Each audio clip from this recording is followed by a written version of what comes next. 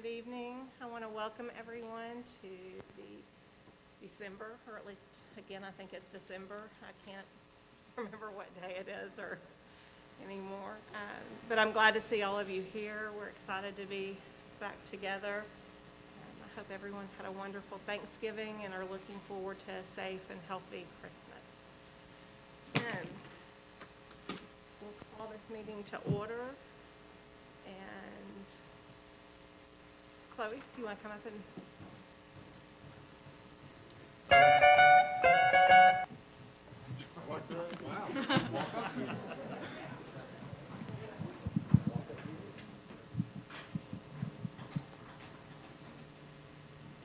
I pledge allegiance to the flag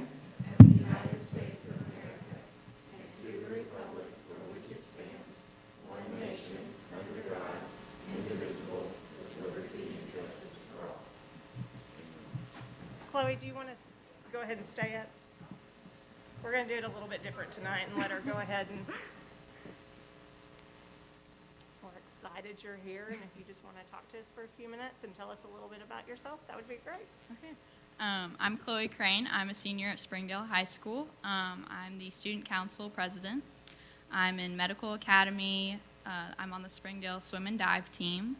I'm in National Honor Society, student council, and I did mock trial and I lifeguard in my free time. All that free time. Yeah, In my free time. So can you tell us a little bit about what schools have you been in Springdale your entire, and what schools you... Yes, I've had the opportunity to go to many schools in Springdale. I went to Bayari Elementary, Monitor Elementary. I went to J.O. Kelly Middle School, Don Tyson School of Innovation, George Junior High, and Springdale High School.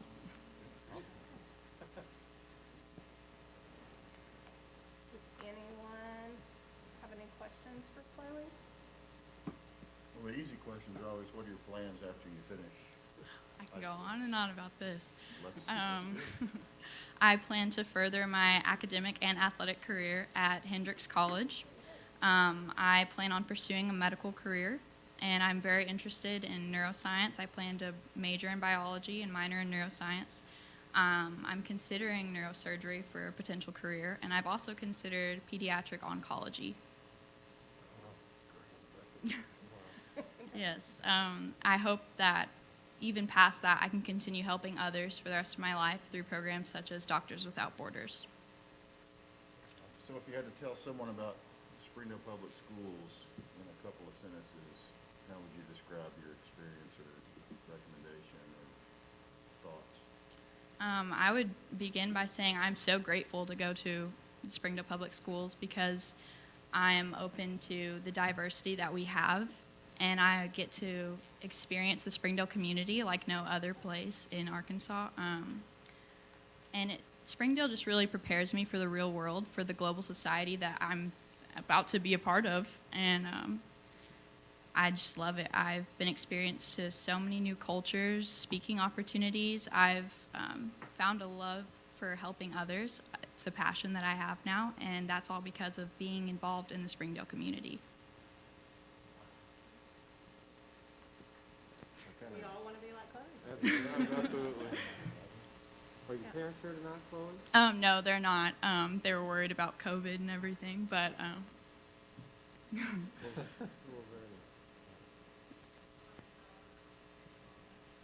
very oh, my mom does work for the district, so that's why I kind of followed her around schools and why I went to so many different places. Oh, okay. Forgot about that. nice. Support staff out there. Anybody else have anything?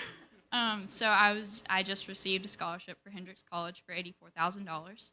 So I will Make mom and dad happy. thank you. Yeah, I'm very excited. So, were you interested in medical before you got into the medical academy, or did getting into the medical academy really make it to where what you wanted to do? Yes. So, well, I always had so many different interests. If somebody were to tell me about a specific career, I would be like, oh, maybe I should do that.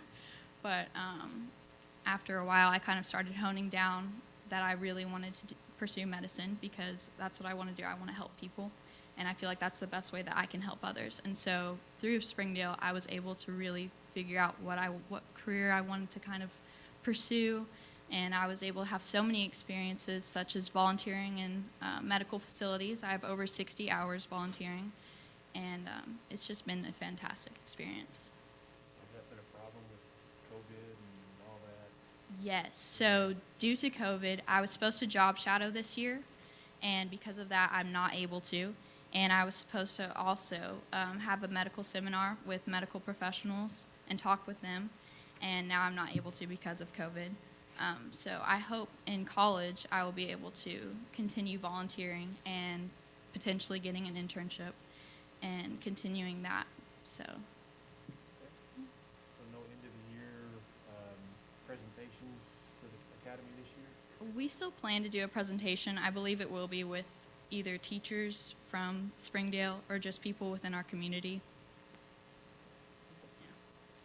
So how you describe Springdale are the culture tenets that we aspire to display at our district. It was just fantastic to hear you say Yes. passion, caring, helping others, Mhm. culture, diversity, all those things are what we, as a board and the district, aspire to lead by. So that was fantastic to hear you say that.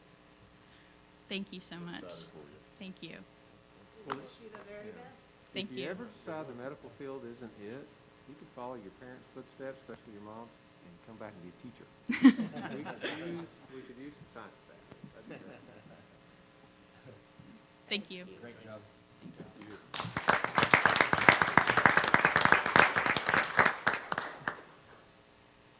Board, y'all had a few days to look over the agenda. Are there any changes to the agenda? Dr. Cleveland? Yes, ma'am. We have two late considerations for the board. I'd like to add H and I, if it's okay with the board. Consider proposed name for the elementary school located in Tawnytown. It's currently under construction. And I announce the new principal of the Tawnytown Elementary School.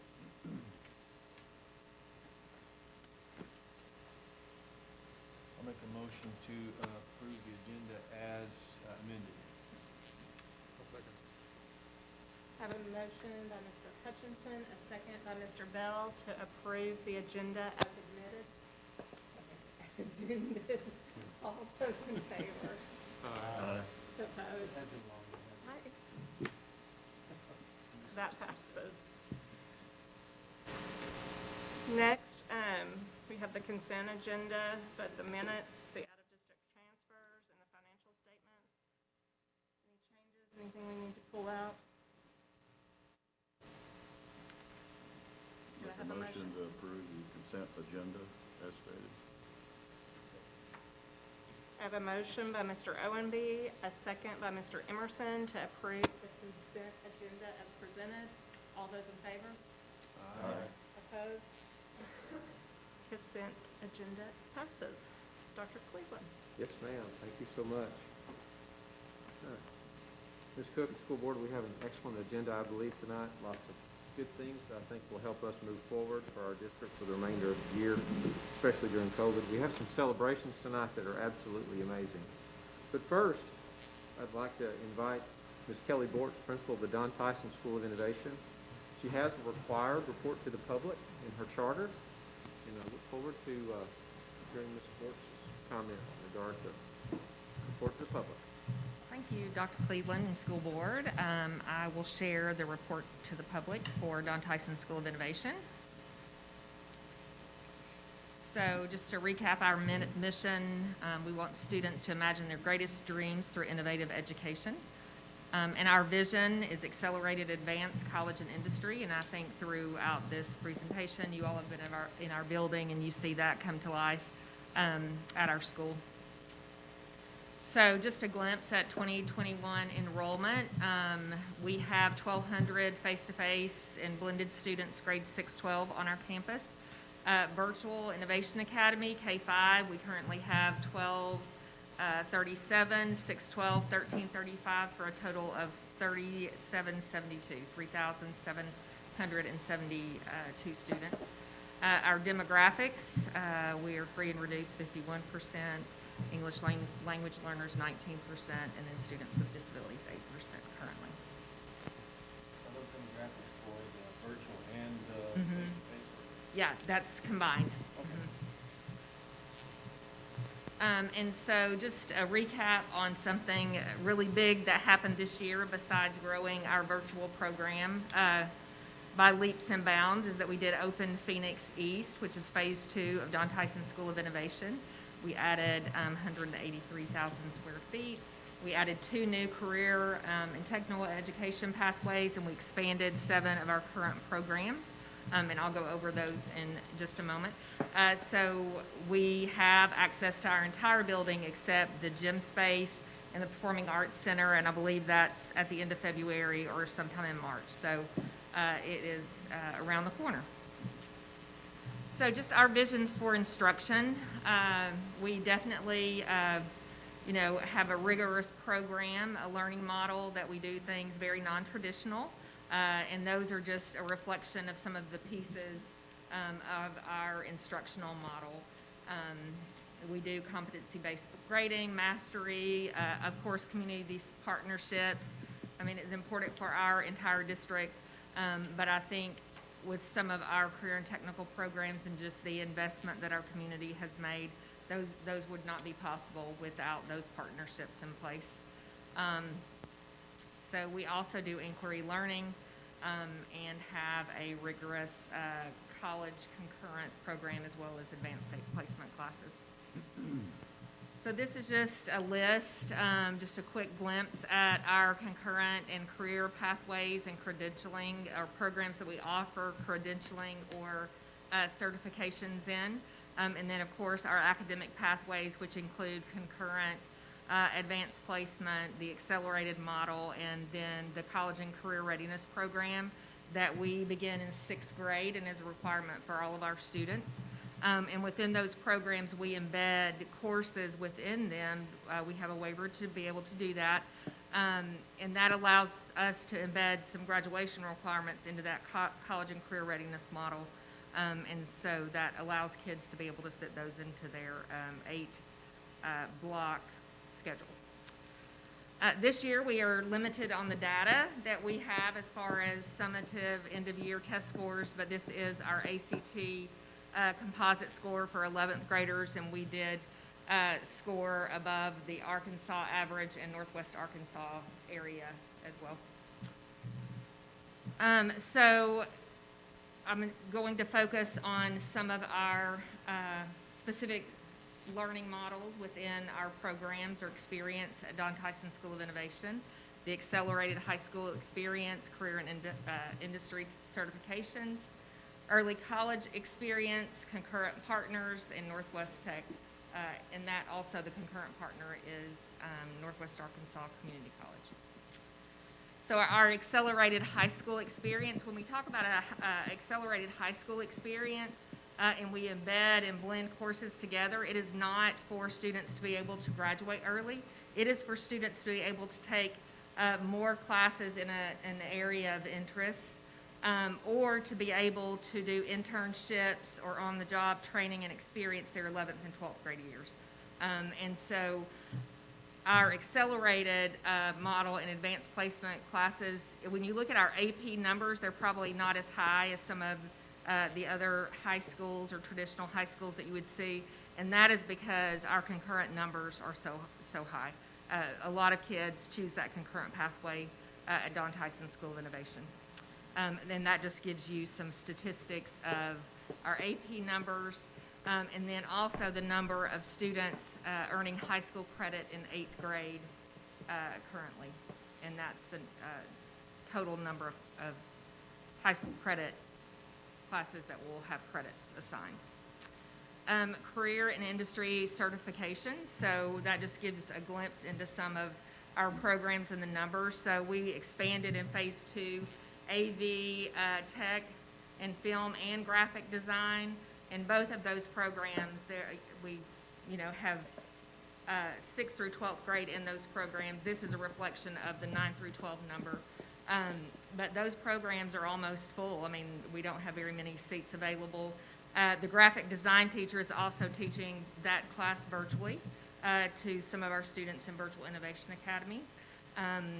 We have a great computer science program. We were just awarded funds from the Computer Science Initiative in Arkansas.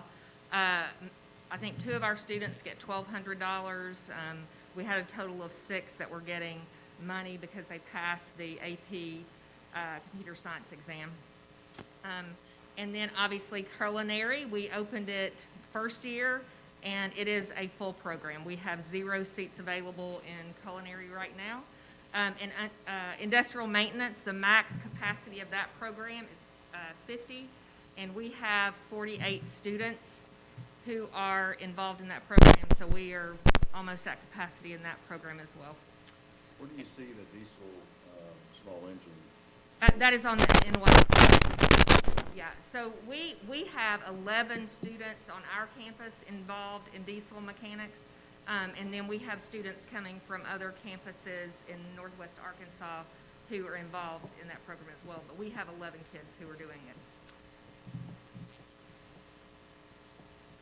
And obviously, just once again, to highlight the community partnerships who, make these programs possible and give our students hands-on experience. So I want to highlight our concurrent partnership through Northwest Arkansas Community College. So we currently, for fall and spring semester, a total of 450 courses being taken that will give students concurrent credit through it. And we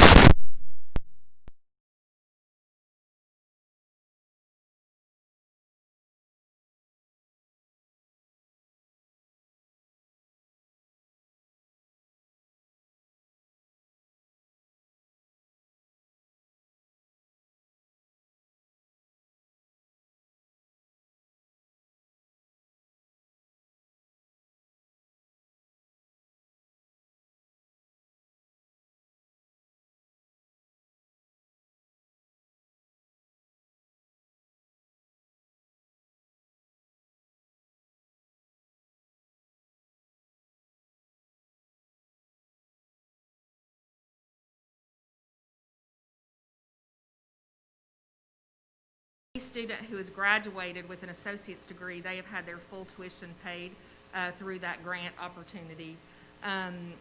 So that's exciting that that has continued, and the grant was delayed this year because of COVID. It normally is issued or granted in the summer, so we actually didn't hear until 2 weeks ago that we got the grant, and we actually got $40,000 this year, and that certainly helps because our concurrent enrollment has continued to increase. I was a little bit nervous this year with COVID and just didn't know what that would look like for our concurrent numbers, but they've continued to increase and our students do well.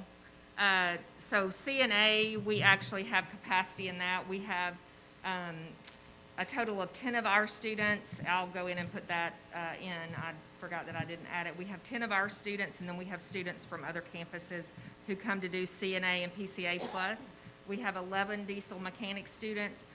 We have about 10 of our students doing pharmacy tech, and again, other students from Northwest Arkansas campuses come and access that program on our campus. And then we probably have 5 students who go to Northwest Technical Institute classes on other campuses. And so just to conclude, we are a school of choice, and we don't take that lightly, and understand the importance of student voice choice and programming. And so this just lists and gives a quick summary of some of the programs and things that we do to make sure that students have a voice in their educational experience at Don Tyson School of Innovation. Any questions? You mentioned the credit or the grants. Do those go to pay from there on out or from there behind? So the grants, when it's issued, it has to be used within a school year. So students actually had to pay their tuition in the fall. And so once we kind of look at the how we calculate who gets the money, And this year is a little bit different too, because students are actually getting the Arkansas Lottery Scholarship to pay for some concurrent classes. So we don't, right now, NWAC is working on the bill because kids paid based on the classes they were taking, but some students will be getting a refund because they're getting the lottery, and then we will look to see with the process of issuing scholarships who qualifies for that money, and then we will allocate some money for fall and then again for spring. But it has to be used within a school year, so it can't carry over from year to year. Yes? Don't you only have 4 years to use the lottery? So if you start using it? Yeah, I think that it's a special programming in Okay. place because of COVID this year. Okay. But we actually, I think the max you can get is $250. So kids Okay. can get a max of $250. I think if you're taking one class, you get $125. You can get $250, but if you take more classes than that, you wouldn't get anything over $250. So it's a limited amount, but, I mean, it's awesome that it's going to be applied in high school. That wouldn't affect them getting the 4 years in college. Okay, good. Yeah. I didn't word my question a minute ago about the diesel mechanic. Do you Yes. see an interest growing in the diesel Yes. mechanic? The interest is growing in diesel mechanic and industrial maintenance. I feel like that when we start registration and enrollment in January, February, like we will be turning students away from industrial maintenance because of, and it'll have to be like an application process because we already know kids are interested in it. And then diesel, I think just with that new facility and kids really, their attention is, down that hallway and they're checking things out. And so I do think diesel mechanic will also increase, but we can't fill that program with just Don Tyson School of Innovation students because it's a program through NWAC or through NTI. There has to be kids from other campuses accessing that program in addition to ours. So we could probably fill it, but we will also have to have seats available because we're a satellite campus to be able to offer that program. That's good to hear. So, there's exciting things happening. Thank you. Thank Thank you you. so much. Give her a round of applause. Ms. Cook, we have a star in the room. We have a lot of stars in the room, but tonight a special star. I'd like to invite 2 people to the microphone, Dr. Michael Shepard and Ms. Chelsea Jennings.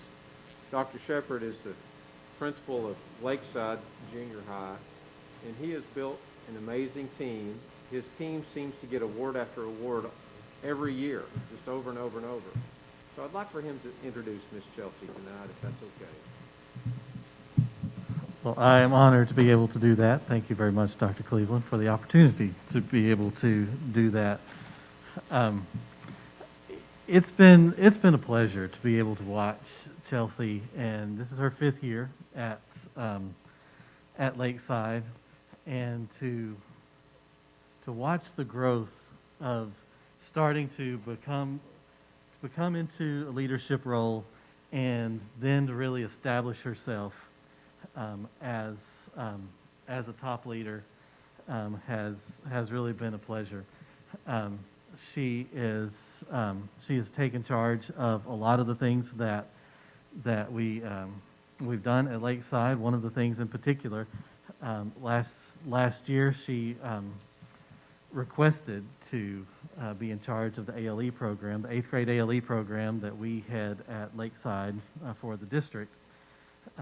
And as a growth opportunity, she wanted the opportunity to be able to be in charge of that, and she has taken over the leadership role in that. She has been able to get almost all of our kids, in fact, maybe all of our kids, into a counseling role under her leadership. She has increased the level of OGC counseling that we have on site at Lakeside for those students, and has really built a program where it's not just somewhere where we stick kids, it's a place where we grow kids and we began to move them back into our mainstream classes and give them the support that they need, the temporary support that they need so that they can be moving back into mainstream classes. And so when we learned that Chelsea was the Arkansas, the 2021 Arkansas Assistant Principal of the Year, that was not a surprise to me at all. She is incredibly deserving of this award and represents an incredible staff that we have at Lakeside. So let me introduce to you the 2021 Arkansas Assistant Principal of the Year, Chelsea Jennings.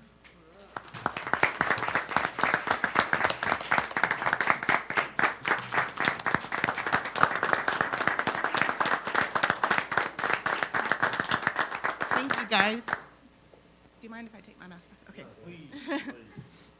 Thank you guys so much. That might be my very first standing ovation. And actually, this is the first time in 15 years that I've been a Springdale educator, that I've been up in front of the school board.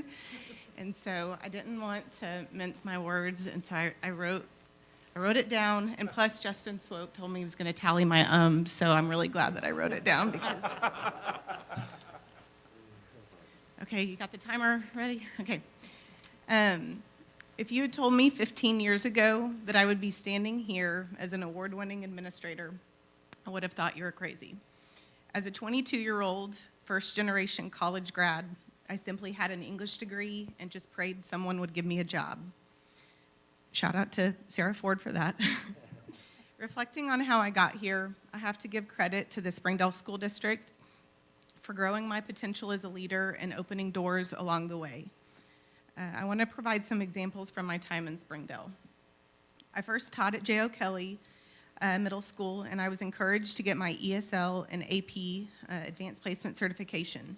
This opened doors for me at Springdale High School, where I was able to teach ESL and pre-AP classes, learning to serve both struggling and advanced learners. While at Springdale High School, I was encouraged to become a lead PLC teacher and help develop curriculum with the new state standards. This opened doors for me to take a district position developing curriculum with various leaders, and it inspired me to pursue my master's degree in ed leadership. While serving at Lakeside Junior High as assistant principal, I was encouraged to become an instructional leader and have been given roles that fueled a passion for serving students from poverty, trauma, and underprivileged circumstances. Dr. Shepard and the Lakeside team have continually challenged me to be a better educator. This opened doors for me to receive my national board certification, to pursue my ed specialist degree, and to now represent us as the Arkansas Assistant Principal of the Year. Thank you to the Springdale School Board, district administrators, and school principals and colleagues who have encouraged and supported me in this journey. I'm committed to continue the mission of fostering leaders in our district and serving our students. I am honored to receive this award and represent the great work we do in Springdale. Thank you. Congratulations. Incredible. And we're just so proud that you're here and so part of the district. Thank you. Does anyone else have any questions from your family? Would you like to know? Oh, yeah. My husband, actually, he works in the district as well. Franklin Jennings, he teaches at the Don Tyson School of Innovation. And I believe it's like 12 or 13 years he's been here in Springdale. And then my son, Everest, he's in 3rd grade. And then my mother-in-law is here, Rosemary. Thank you.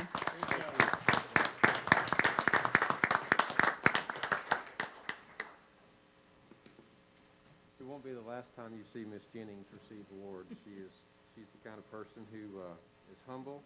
She does quiet work, and yet the work that she does is monumental. So the whole Lakeside team deserves it, and you absolutely deserve it. So congratulations.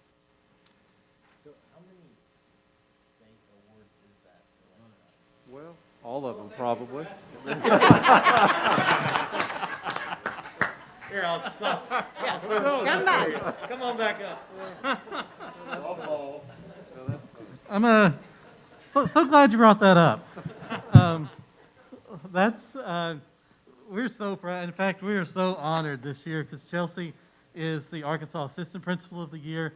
We also have the Arkansas Counselor of the Year, Brian Johnson from Lakeside. We have the Arkansas Counselor of the Year, Middle Level Counselor of the Year, Lauren Willis, and we had a Regional Choir Director of the Year, Rachel Coronet. And so this is the fourth of the year that we've had at Lakeside, and it's not a coincidence.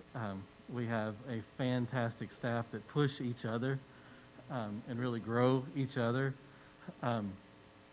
And we make a point to make sure that we go and find the best that we can possibly bring to Lakeside so that our kids have the best teachers, the best librarians, the best counselors, the best, and we have 50 others that could be up here accepting an award as well. So we're very proud of our group there. Thank you. Good job. We didn't even need the hook for him tonight. Good job, Dr. Shepard. Thank you, Jennings family. Ms. Cook, we have next is seek board approval of the staff bonus proposal. And I'm going to ask Mr. Hayes to come to the microphone in just a minute for the particulars. But I want to thank you as a board for insisting that we really look at how we say thank you to our staff. This is a COVID year. You're dealing in COVID in your systems of work and all of the aspects of work. But it appears to me, and I'm very biased, that our teachers and our support staff are working incredibly hard to come to work every day. There are teachers and support staff that haven't missed a day. And there are teachers and support staff that wouldn't have missed a day had they not been a probable close contact. COVID has created that. So your insistence, and it's yours, and this is real, your insistence for us to really review what we can do financially to not only support our team, our Springdale family, throughout this COVID environment, but to dig deeply. In fact, it might have been Mr. Owenby who said, do whatever you can. Is that it? Can you do some more? I mean, so we really went back and back and back. And Mr. Hayes, as you know, we give him a hard time, but he really is the best financial director in the state, in my perspective, and I know many. And they're all great, but he really is. And so Mr. Hayes worked very hard, came up with a plan. It was 500, then 600, then 750, and then at the last minute, 800. Let's be clear, I wasn't the one raising it. Well, my marching orders. It's like Poker, you gotta keep raising until someone gets out. I tell you, I said, we got to hurry up this board meeting before it gets any higher. But our public needs to know that the Springdale School Board they are the ones who are supportive of our staff throughout top to bottom. But you have to acknowledge what has been done over the past in our financial stability within our administrative team and Kelly, that people like us can say, I need you to do more. I need you to do more. That's what happened. So you're a big thing. You are Absolutely. a big thing as well. To have us in a position for us to even say, is that all you can do? Right? That's kind of you to say. Like Dr. Cleveland has stated, we know your hearts, and we know that during this challenging time for all of our employees, you challenged us to figure out a way to say thank you. And I know Dr. Cleveland has heard from a number of employees, as have I, as have perhaps you, and they are very grateful for this show of support. As I was being facetious earlier, it really did start out lower and kind of grow over time.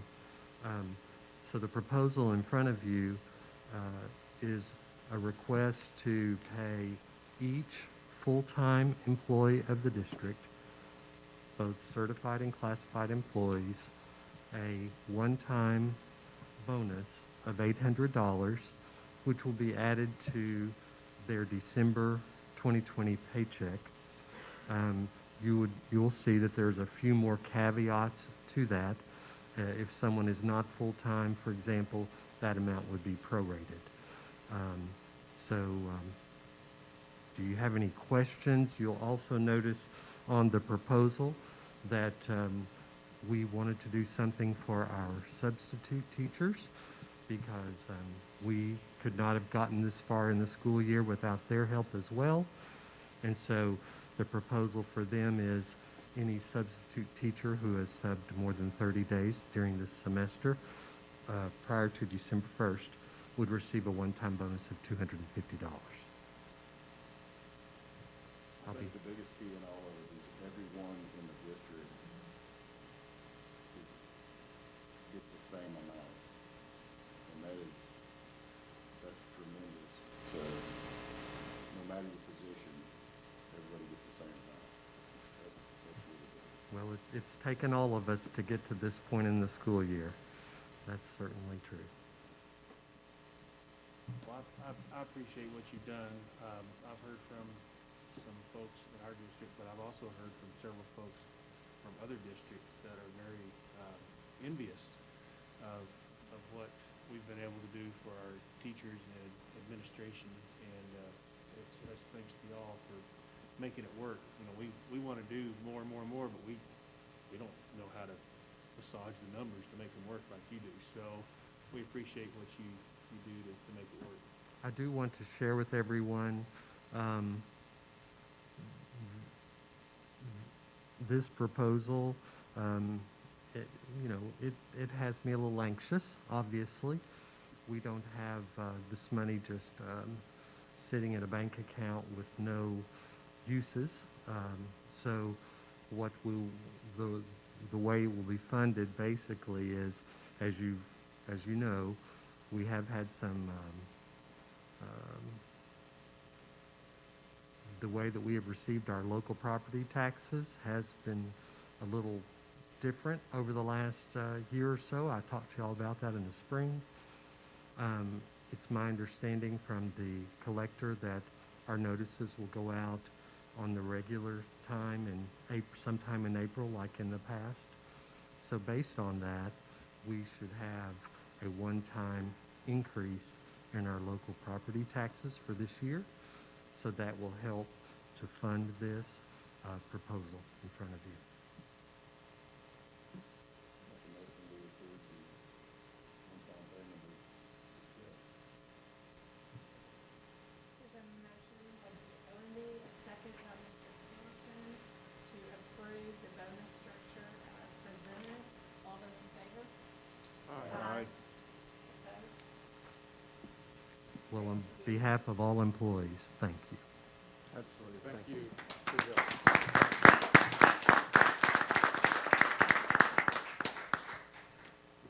And thank you, Board, for allowing me to communicate that to the staff last week. It was quite a boost, and some emails and some phone calls I received, there were tears in those of gratitude to you. A couple of the calls I got, I mean, it took me a couple of hours afterwards to kind of read through it, just because, especially from our classified, it just really made me realize that I, both personally and as a board, need to make sure that we make all people feel appreciated. Absolutely. Whether it's a bonus or just going up and saying, you've done a great job and we appreciate you. And that's really, I hope that this makes us remember that from the going forward, that every single person from the custodian to the bus driver to the secretary, which have been such a blessing, to every single classroom, to our aides, to every single person, are just so valued to our district. And we couldn't do it without them. Well said. Well said. Thank you, Ms. Cooper. Next, we've been working through our property considerations for months and months. You've received, I believe, the appraisals from Tom Reed. So now we established the next step from the last meeting, that once we receive the appraisals, then you could set a date that you would like to accept bids. There is a process that we have to follow, the state process for property disposal. We need to be able to advertise those for a few weeks and then accept bids at whatever time after. So my recommendation would be for Ms. Kendra Clay to develop that advertisement along with Mr. Hayes in conjunction with Dr. Stein, who's our consultant for property and facility. We advertise that by the direction of the law and then set a date, very likely, if you prefer, the January 12th school board meeting date. We could have that deadline by noon that day. We could open that day, and then I could report to you that evening the winning bids, if you will, for you to accept or to reject. And we would have that appropriate language in that advertisement. Now, that's in my mind how it kind of plays out. But certainly the board you all can make a determination that you feel is better. But it makes sense to me. So end of the day, it's 30 days. Yes, sir. 30-day window of advertising, accepting bids, close the 12th, board meeting, done. And then set closing dates, those kinds of things. With all the holidays in there, is that not cutting it kind of close? Well, it's entirely up to the board. We can push it off to February to make sure that all parties out there would know what properties are available. Kendra, your thoughts?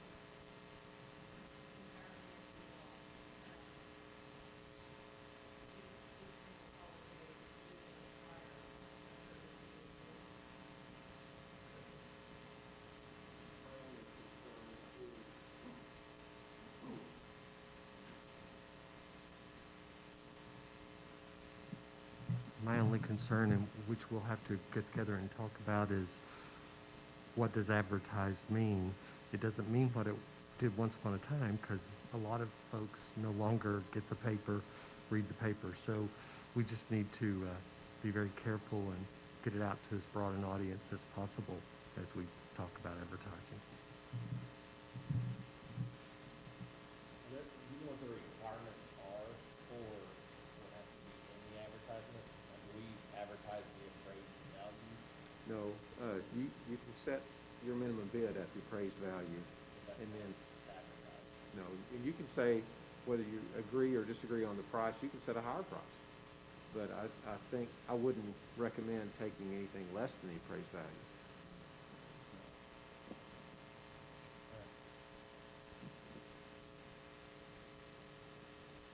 I mean, certainly welcome to have discussion.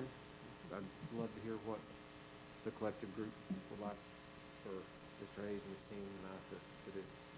What was the date again? Do we have a date or 30 days from today or what? No. January 12th. January 12th, okay. I'm just saying, I think that's the quickest we could do it because of the 3-week requirement to advertise. I think I'm on board going a little bit longer because of the holidays. Sure. And that just gives, more people in the pool to show interest, I think, probably closer to the end of the month or maybe in February.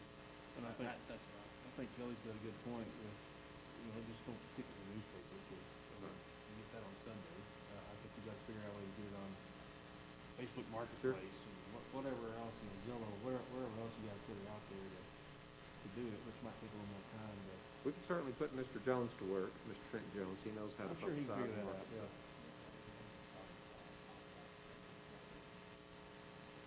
Before The market, as far as is this going to trade and then, Yeah, I mean, or how much time do you think? I think going to February is fine. I also think if we left it January 12th, we would get more than enough bids on each property piece. My opinion is with mid also, I think it's already got enough traction that that's an arbitrary.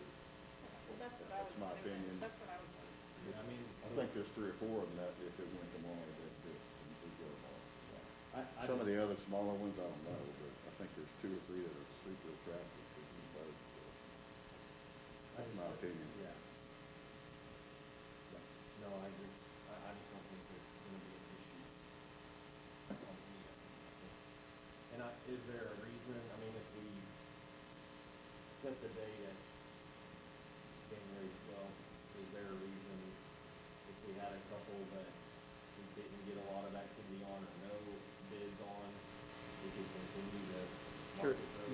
have the right to accept or reject any and all. Any and all bids. And we have to put that in there. Yeah. I mean, I don't know that, I mean, I don't know if there's a huge rush, I mean, we need to tell them on the ASAP or. I'm indifferent, I was, yeah. Thank you. The only reason why, and I recall our last conversation about not having a realtor do it, was to save your fees.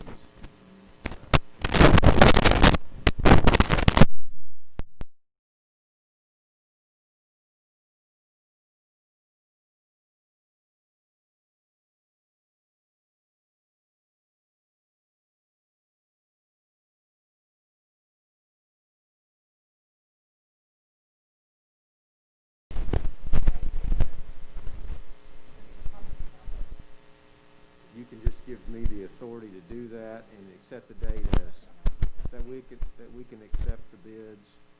The deadline would be January 12th at noon. We can tabulate whatever and have a report that evening, and you can make a motion on each individual property, whether you want to buy it or whether you want to sell it or not sell it. Yes, I would. That way it's absolutely that the board is disposing of the property. And I think if you stay focused on whether we accept or not accept on the 12th, and we want to extend or not extend, we leave that door open, I think that covers all of our concerns. So we can leave it open. Yeah, I mean, that's my thing, is if we get great offers on all of them, then that's 2 weeks, why can we just go in there and let's get it done? True. There'll be still bids. Right. So is his. Right, but I'm just saying, I mean, if mission is accomplished as of January 12th, then we don't. What's the bid process as far as, like, I'm assuming that will be advertised, how you make a bid, what that process looks like? It's much like when you do a general contractor bid. If you put out for bid that you want a worker to do bricklaying for X, and they'll submit a bid on, and whoever the lowest on that particular one would get the bid. You know, I mean, I guess we have some microphone issues. That's trying to cut me off. Okay. So, I'm just thinking through the process of paperwork. Like, if John Smith wants to make a bid, how does he do that? Does he have to get a realtor and put it on an Arkansas real estate contract? Does he write it on a napkin? Like, I mean, what is that? I think I like we could the have those, napkin. I think we have the specs in the advertisement of what we would expect. Yeah. With a shake of the hand, too. I would recommend the Arkansas real estate contract, because anything short of that is gonna miss stuff. Like the perk test, like we were Sure. talking about, I mean, there's stuff in those that, the ones that have structure, that there is any septic tanks on the property, Washington County requires those to be, you have to have an inspection done on all septic tanks, and all that stuff is in those contracts, so that's just what That's I great know, advice. and Yeah. those are written by attorneys, and they cover everything. And you can get a 2-page document from a title company and make it work, but it's not gonna legally cover buyer and seller like a contract would. But then again, if John Smith has a realtor, we're not paying commissions to that buyer agent, I'm assuming. So that would, I guess, just need to be worked out between the buyer and his agent. That's on the buyer. Yeah, Yeah. that might need to be in the You got set, advertisement too. you have set price and we accept set offers, that's on that entity or that sole proprietor or so individual. We can figure that out. I mean, it's not. Would you mind to continue to consult with us on this process? Yeah. Okay. Let's just do a vote in order to give you the authority to move forward. Okay, And make those. that sounds good. The only other question I have is, should we go for the 12th or the due date of the 11th? The day earlier, so you can open the package and go and send us information before the meeting on the 12th? think it may depend on the date that we can get it advertised. So, I think we could do it on the 11th if the calendar works. Does that make sense? So do you open all bids, if you set it January 12th at noon, do you open all the bids at noon on January 12th, or do you open them as they come in No, we open them all at the same at time? the same time. That way, At the last minute? no one knows what that Right. bid is. Okay. It's fair. Okay. Do I have a again- motion? And again, if you get a bid that's, let's say, non-responsive, nobody bids, or they don't meet the requirements of 10% down, I'm just throwing something out, then it would be a non-responsive bid, and you have to kick that out, so. Just depends on what it is you want in the requirements. I'll make a motion that the administration moves forward with this in a way that we can review the bids at the next board meeting on January 12th. Sorry. A motion by Mr. Bell, a second by Mr. Owenby to give Dr. Cleveland the ability to move forward with the selling of our properties, of the district properties. All those in favor? Aye. Opposed? Thank you very much. We will get to work on that. We've got some people in this room that can certainly help us. Next item, Ms. Cook, is consider repurposing of Lee Elementary School. I'd like to invite Mr. Justin Swope and Ms. Sonia Hernandez, the administration of Lee Elementary School. I have to brag on them.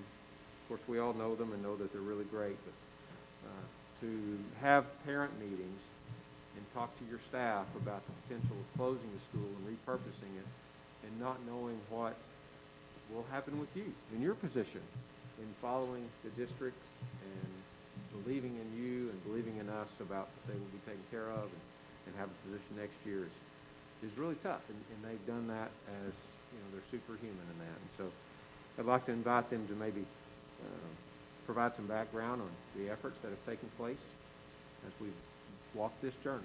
Mr. Swope? So we're going to share with you the content and outcomes of our parent meetings. Over this time of this last 9 months, I don't know if y'all had a chance to meet our assistant principal face to face. This is Mrs. Sonia Hernandez. She's going to start off sharing with you about the content of our meetings. Good evening. So we hosted parent meetings during the week of November 16th. We had 5 sessions. Some of the sessions were in the morning and the afternoon, and others were in the evening. We had approximately 5 to 7 parents per session on average, and we did these in small groups due to COVID. In the meetings, we had the parents, Mr. Soap, myself, and representing the central team and the board, we had Dr. Cleveland, Mr. Hayes, or Dr. Smith. We worked really hard to invite the range of diversity that represents Lee. We invited parents from different neighborhoods, parents who had students in lower grades and upper grades. We also invited Lee alumni, but we also invited new parents to our school and our district. We worked to represent the culture diversity of our school. For the content of the meeting, we anticipated 2 questions. The first question we anticipated parents having is, why are we repurposing Lee Elementary? And so we discussed the age, the size of the building, and some of the funding limitations that take place with the repair and construction. And then the second question we anticipated parents having is, what would happen with my child? And so we spoke to them about staying in the Joe Kelly feeder system, and we explained the in-district transfer process. So now Mr. Soap will talk about parent reactions and feedback. So as we had, these different folks in, and we really got a sense, I think even by the second or third, definitely by the third meeting, that we were hearing the same feedback over and again. And I think one of the main things when you think about the reasons for repurposing, our parents overall, and I can't think of anyone who was just very adamantly against it. They understood the logical reasons, and Dr. Cleveland, and we talked about that at the board session back in September. So when we expressed those, the parents understood those logical reasons about this decision. It was interesting to note that some of our parents did express that for those same reasons that we're considering repurposing Lee Elementary, those are the same reasons why they choose our school. And really, they choose our school. I know in one of our meetings, one of our dads expressed, we live in the apartment complex we live in because our kids will go to Lee Elementary. And they're not the only ones, just in other conversations I've had over the years about people who choose our school. I think also all parents agreed that the J.O. Kelly feeder system plan, and that's not fully articulated yet. We've had some good discussions with the central office team to begin, and that's the predominant plan. And as we floated that with our parents, I feel like everyone who heard that plan felt like it was a good plan to keep kids within the J.O. Kelly feeder system.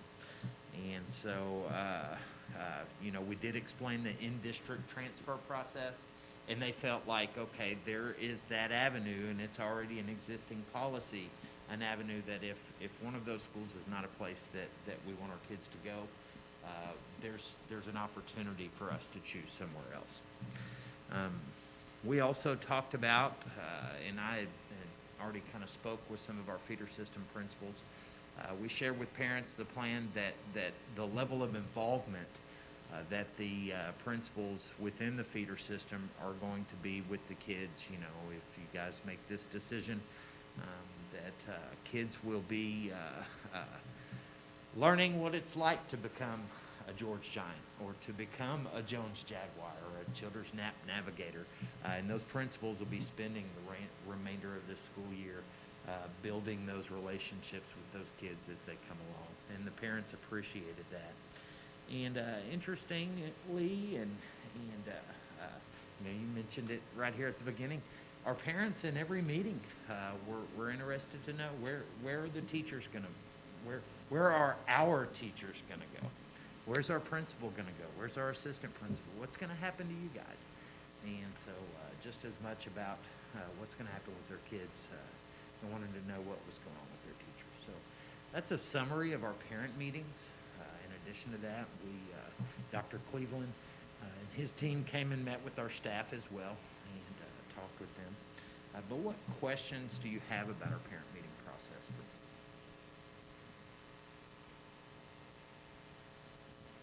You've answered. Okay. You've done an exceptional job in a hard situation.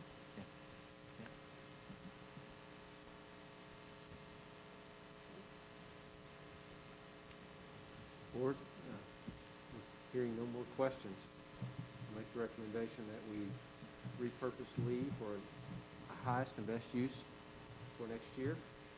Overall, our facility plan in order for us to move forward and really set the wheels of progress in motion for a district-wide plan in order to be efficient, be personal, and grow. And I know that we need to continue to have that growth mindset.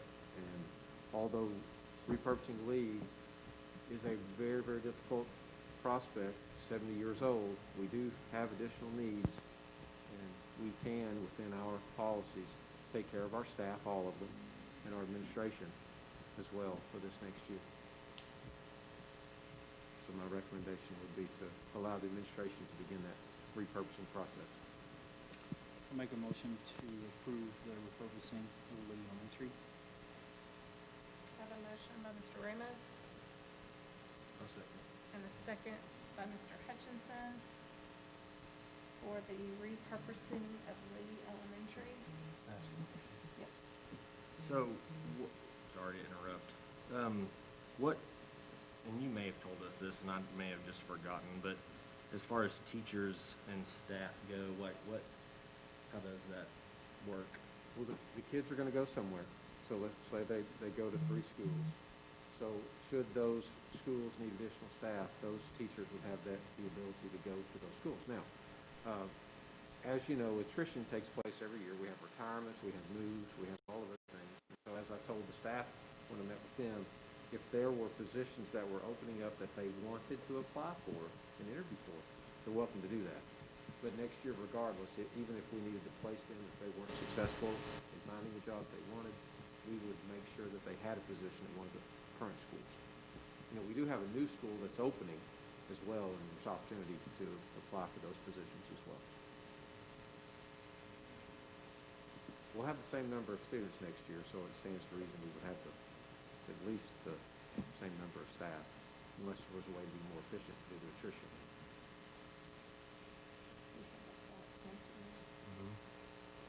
Any other questions? Again, I have a motion by Mr. Ramos, a second by Mr. Hutchinson to accept the repurposing of Lee Elementary. All those in favor? Opposed? Motion passes. Thank you very much. I know it was a historic vote, and it changed Springdale, but we will progress and we will do it in an honorable way. I want to give those two a shout out for having the courage to do that. And when I was at Tyson, I had to do that to a couple of repurposed facilities, and I really applaud that. And it is for the bigger picture. It's a tough decision. We know that. But I want to thank you guys for having the courage to be positive about the future of our district. They represent what's good about this district. Those two, plus their whole staff. The Lee staff is phenomenal. Thank you for your comment. Ms. Cook, I'd like to introduce Mr. Jeremy White, Director of Support Services, for a construction update. As you know, we have several things still going. Just because we have COVID year doesn't necessarily mean that construction stops. So. Yeah, so I've got a few updates on several projects.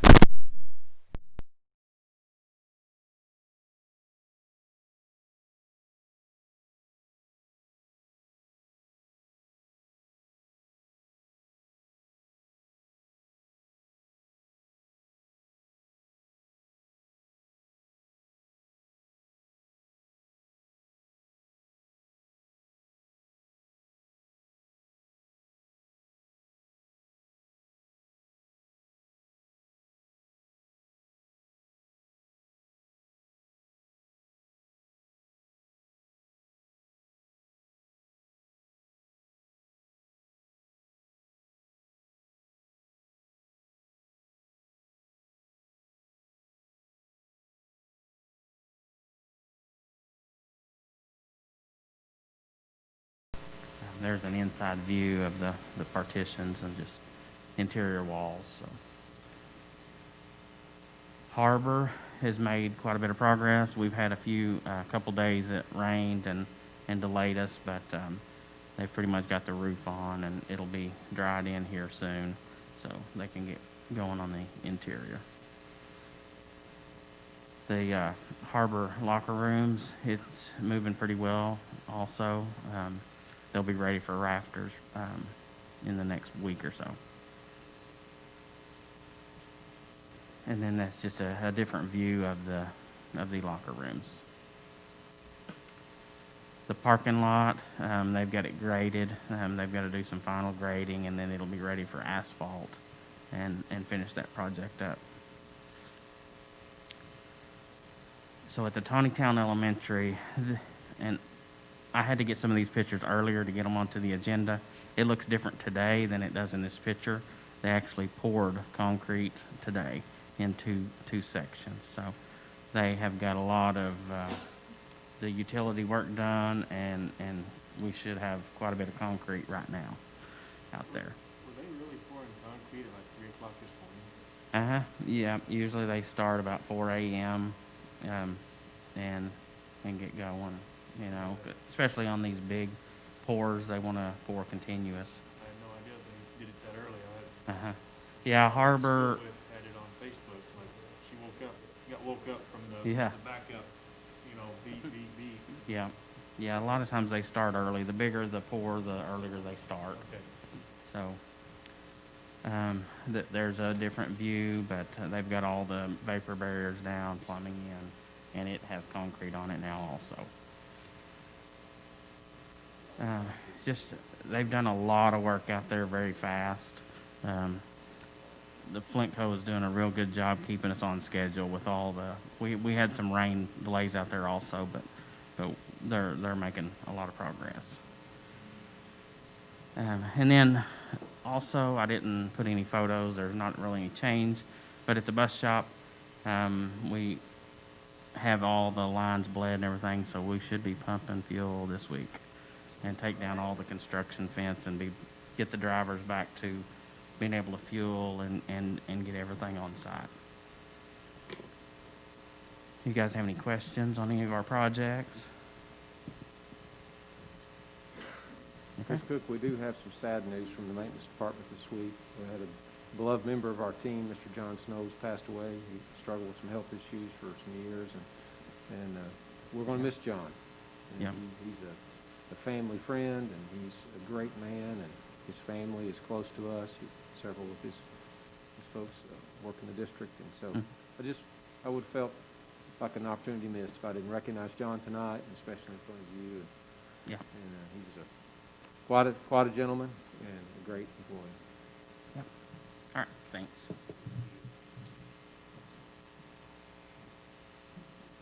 Okay. Where's Mr. Jones? Trent Jones. There he is, on cue. He was lost in the building. Thanks for showing up. Thank you, sir. Good evening. Pardon me for being out of breath. I had to run up the stairs real fast. Thank you, board, and Dr. Cleveland for letting me be here tonight. It is a great honor for us to be able to announce a couple of these things that we have on the agenda tonight. First things first, as you know, one of the first things we did when we reshifted the communications office at the beginning of the school year was we really made an emphasis on our ESL communications. We really wanted to make sure that we were able to get information out simultaneously in multiple languages. So that language wasn't a barrier to access to the great work that everybody does in the Springdale school system. And we found one of the most, I mean, she is amazing, Maribel Tapia. And just on a side note, I just found out today that from July until now, her and her team has produced 18 shows in 3 languages. That is awesome work. Her and Estris Valdez and Anita Iban. So KNWA, which is owned by Nexstar, they came up with this show idea where they wanted to do coronavirus pass or fail, right? So they wanted to see what are school districts doing to try to handle the coronavirus, and are they doing a good job? So they called us to see what we were doing, and I said, you know, what I would encourage you to do is do a feature on how we're utilizing communications in multiple languages to make sure that everybody's on the same page. A lot of times we use communications, but we don't really focus on it, right? Everybody uses it, but you never say, why should we invest in it? So we did a story with KNWA, and Nexstar aired it in all of their markets across the United States, and it went viral. So it's been seen, this show, the story that Chad Mira produced has been seen millions of times across the United States in thousands of different markets in lots of different states. And through doing that, the El Paso market wanted to know what we're doing. So they called us and they asked if Maribel could go and be a part of a town hall to explain what we're doing with our ESL communications. So not only did we get a story that went nationally viral, we also then got Maribel featured on a town hall out of El Paso, Texas. So isn't that cool? So to you, Maribel, I really appreciate your work in Estris, and I'm very proud of that. Do you guys have any questions about ESL before I go to our next topic? Okay, good. And so thank you, Dr. Cleveland, just for really encouraging us to get out there and be able to tell our story in a lot of different ways. I think us getting to go viral was super cool. It is cool. Very cool. And so we also had another great experience that I want to share with you. We run the Ozark Media Arts Festival, and Seth Biazzo, many of you know him. He was the festival director this year. I'm so proud of him. So the Ozark Media Art Festival connects education to industry in the areas of media arts, so like filmmaking, production, photography, graphic design, entrepreneurship, etc. And this year we did it virtually. We had 1,000 students and teachers that attended around the Midwest region. We had 35 programs from 29 schools. We had 170 on-site competitions. They did it on-site at their own, they did it on-site at their own schools. We had 8 workshops with over 100 plus attendees per workshop. We gave out 122 awards with over $5,500 in prizes. And we had some heavy hitters that participated, Dr. Jared Cleveland being one of them, of course. Yes, he was leading the communication initiative. But no, and I'm being serious, he participated in a panel that had United States Congress workshop led by Jess Carson, who's one of the primary writers for The Flash on the CW. And so I just say all that to say this, that Springdale's leading the way with communications, and that is a lot because of your support. And we're not only leading the way, but we're trying to give back. And so I'm very proud of these two things, and I just appreciate the opportunity to share this with you guys tonight. Okay? Thank you. I'll go back downstairs. I was going to say, take a breath Thank now. you. Do you like what you do? I love it. Isn't this fun? I mean, come on, this is awesome. Thank you, guys. We appreciate it. Thank you. We love it. He loves his work. Dr. Smith, we have 2 more that we added, if you don't mind. Oh. He's ready to get going. She's just trying to get us out of here, I think. She has. He knows the end game. Okay, I will go quickly, I hope. We added H and I. H is to consider proposed name for the elementary located in Tawnytown. It's really hard to come up with a set on what to say in regard to this recommendation, except for Springdale has a history of naming their schools after icons in the community, people who give their heart and soul, blood, sweat, and tears, whether it be a board member, a superintendent, a local patron, whatever.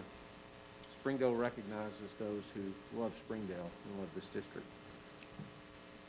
I've spoken with Dr. Jim Rollins for many years now. Dr. Rollins has envisioned the School of Innovation that we now receive national acclaim for. He's built, I believe, 22 facilities here. He's been a part of all of your lives as you've onboarded as a board member. He's brought in this whole staff that you see in front of you that was hired and now makes up the Springdale family. So from my perspective, and I believe the perspective of the collective board, I recommend that we name the elementary school after Dr. Jim Rollins in Tawnytown. Some people may say, well, Jared, maybe it's more fitting to name the district office after Dr. Rollins and this whole complex. I took the liberty of visiting with him and asked him, and he said that he would prefer, if the board so chose to give him the honor, he would certainly value for he and his family to be named the Jim Rollins Elementary School in Tawnytown. So that's my recommendation, Ms. Cook and school board. If you'd like to consider that and have discussion, I certainly understand. Discuss, honestly.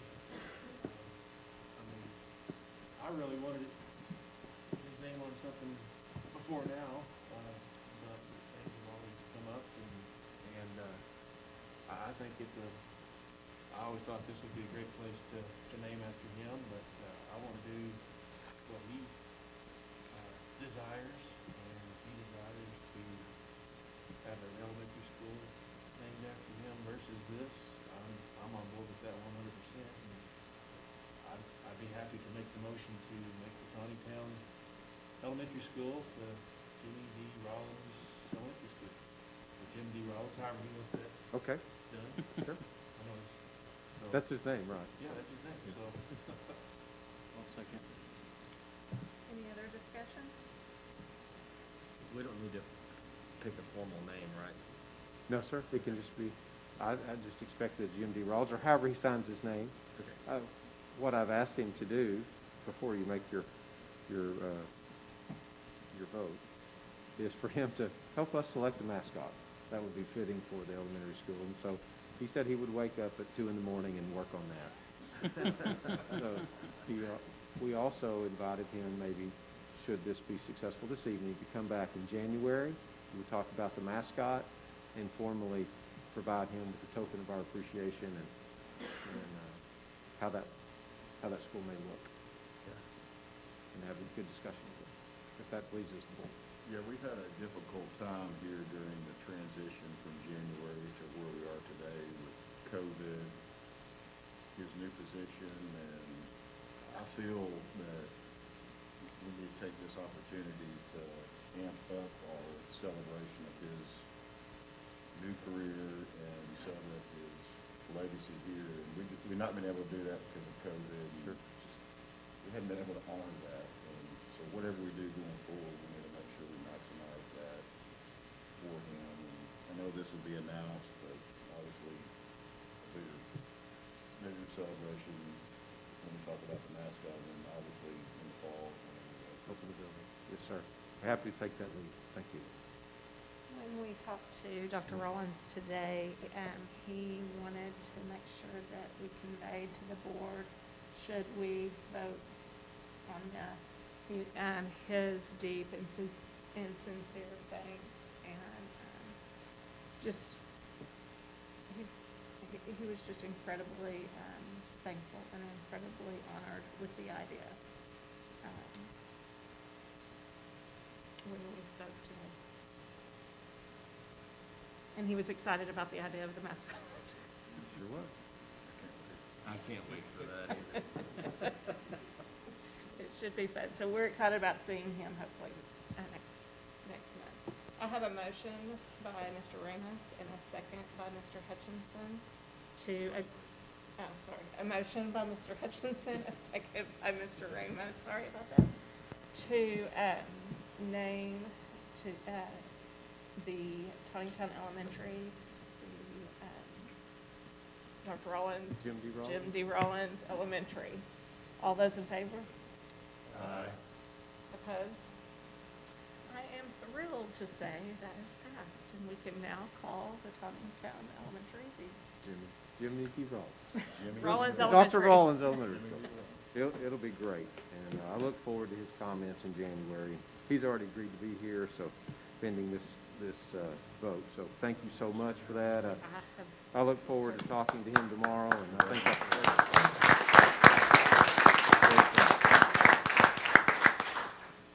Ms. Cook, I'd like to introduce you to someone. I'd like to introduce you to the recommended new principal of the Jim D. Rollins Elementary School. That's Dr. Annette, and I want to get it right every time, Thompson.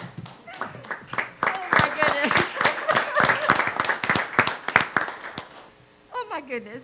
I cannot tell you how happy and excited I am to be able to open up Jim D. Rollins Elementary School. I have to tell you, he hired me when the school board room was down on Emma Street, and I was the ripe old age of 24. And it's just such an honor for me to lead that school.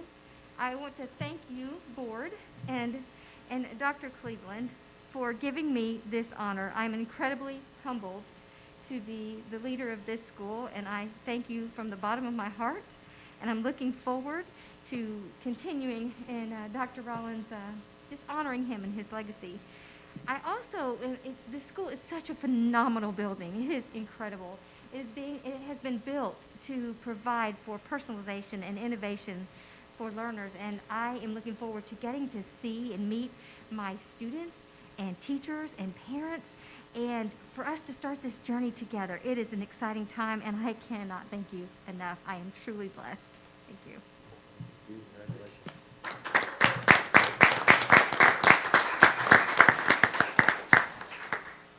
We are blessed with another great school coming on board, and I know that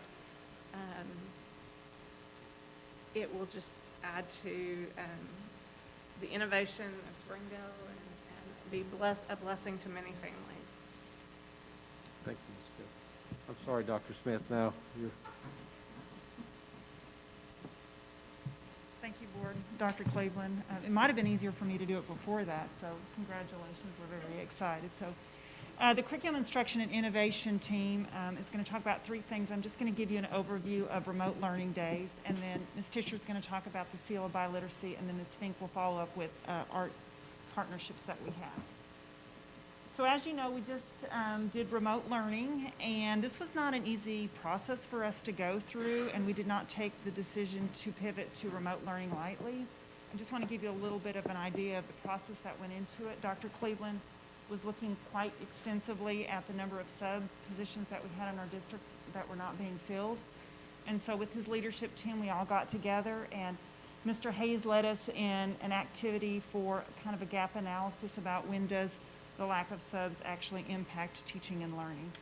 And so after that meeting, Dr. Cleveland then had a consultation meeting with the Arkansas Department of Ed and Arkansas Department of Health, and after, I think, quite a lengthy meeting, it was discussed and supported by the Arkansas Department of Health that a 2-week remote reset would be great for Springdale schools, which is what we did. And so what ended up happening with that is we had already partnered with the after-school program, Ms. Jennifer Tucker, and if you don't know her, she is absolutely amazing. She started working with us really in the summer when we thought that might happen.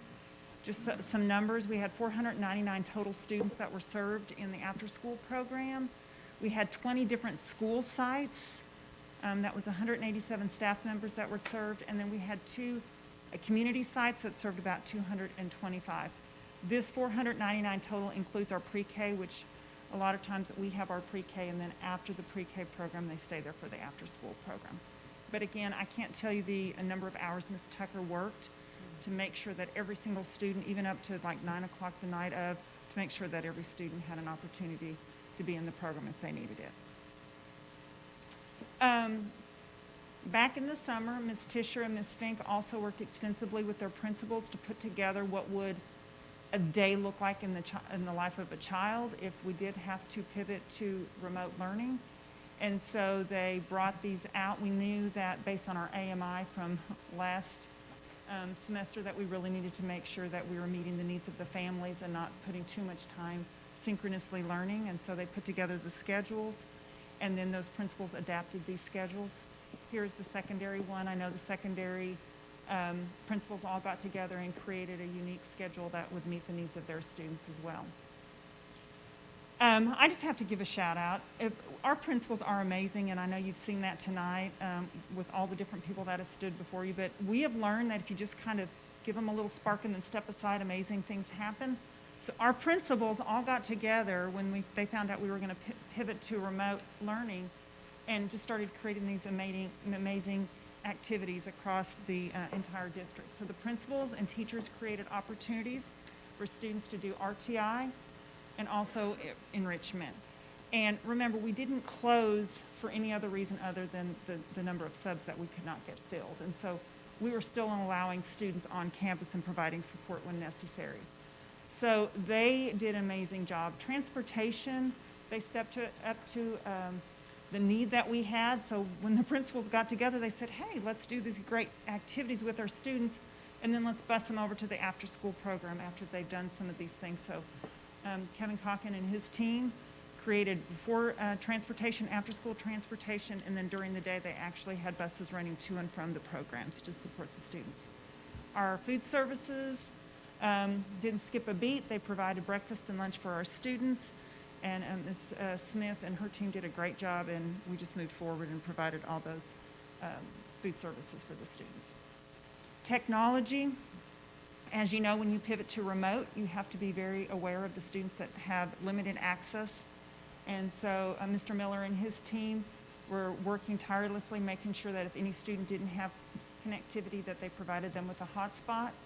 We have 500 hotspots that we have actually disseminated across the district. We still have 250 available, and we have another grant right now that could actually give us another 1,200 if needed.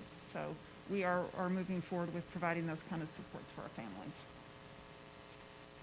And the last slide I just wanted to share with you about the engagement level. I think Ms. Fink gave me the numbers today. We had a principal that went out and found 150 families, knocked on doors, and was doing everything they could to make sure that the students that they felt maybe were not quite as engaged as they should be became engaged. So I wanted to give you a breakdown. 95% for elementary, middle.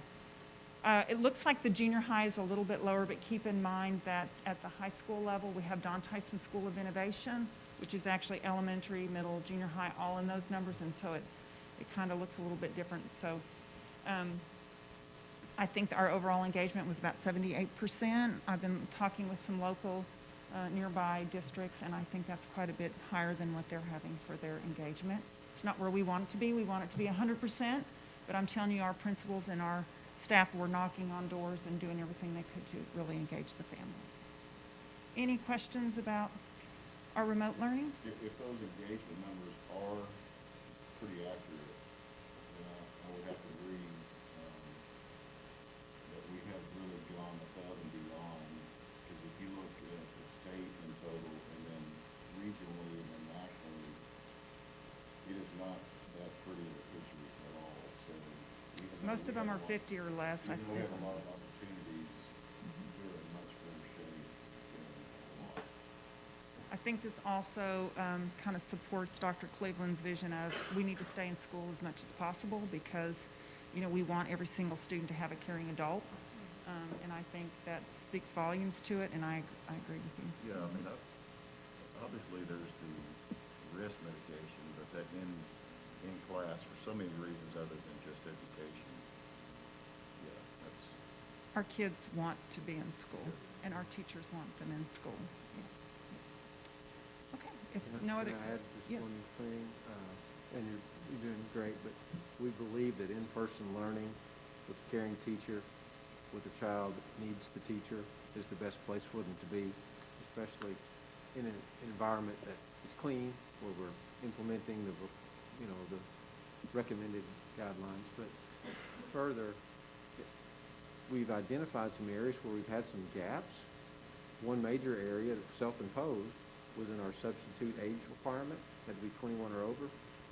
You can be 16 and use a weed eater or a lawnmower here. And we know that it's important to have a mature person in front of the classroom. So we've lowered our age for substitute for the COVID remainder for 18 and up, especially for pre-K through 7. We think 18-year-olds, I mean, they're babysitting anyway. They're out there, they're doing that. And we can filter and get mature children, mature kids, mature young adults, and get them in here and they get the experience. And so we're hoping, hope's not a good plan, but we are encouraging and really trying to gather up people who would be, well, who would want to do this. For example, there's a young lady I know that is dating my son. She's 20 years old, wants to be a SPED teacher. What greater experience could she receive than being a substitute during this environment? So, And I think Dr. Cleveland's vision of making sure that the bonus that went out, that we supported our subs as well, and I think that they appreciated that a bunch. So. anyway, I didn't mean to interrupt. No, okay. I'm going to have Ms. Tischer come forward and talk about the biliteracy.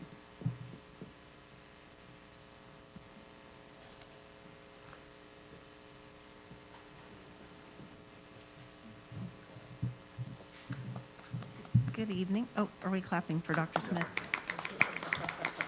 Yay, Dr. Smith. Good evening. I'm here just to give a quick update on the fall results from the Arkansas Seal of Biliteracy.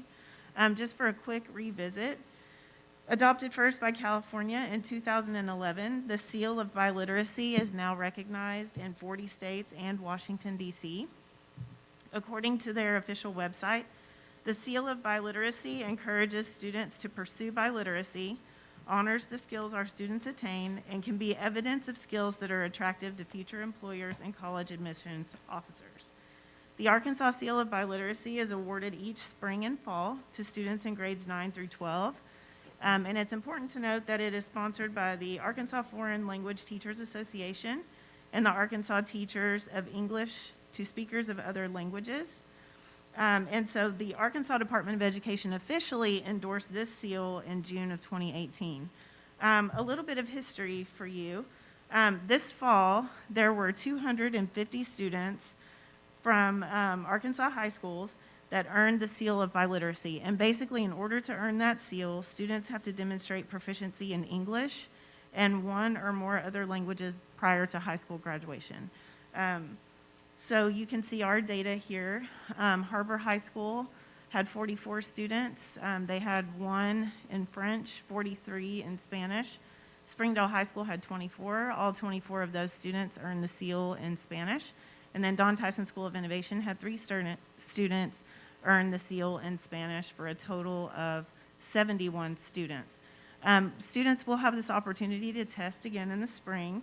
I wanted to let you know that since 2017, that was the pilot year in Arkansas, 1,668 Arkansas students from 57 high schools have attained this certification across 14 languages. But what I really want to point out is there, about Springdale Public Schools, with the triple asterisk there, has the most certified students to date with 656 total students, which means that 39% of the students in the history of Arkansas are from Springdale Public Schools that have earned this seal. And so, in closing, I just want to say thank you to our teachers, our foreign language teachers, our teachers in ELD, and all of our teachers who teach our language learners and our English speakers who desire to be proficient in other languages. Our teachers are amazing. And we could not do this without them. And what a better testament to say that 39% of the students that have earned it have been from here. And so, yes, sir. Can you earn multiple seals of You can. Yes, you can. We actually have had students earn it in multiple languages. Yeah, I think the highest we have is 3 so far. I hope I'm not wrong. Say that again. Jack Snelling. I think he currently has 3. Yes. And I know Sojus in the past, I think Sojus also had 3. We've had several students, so yes, you can. All right, any other questions? Okay, thank you all. And now Ms. Fink.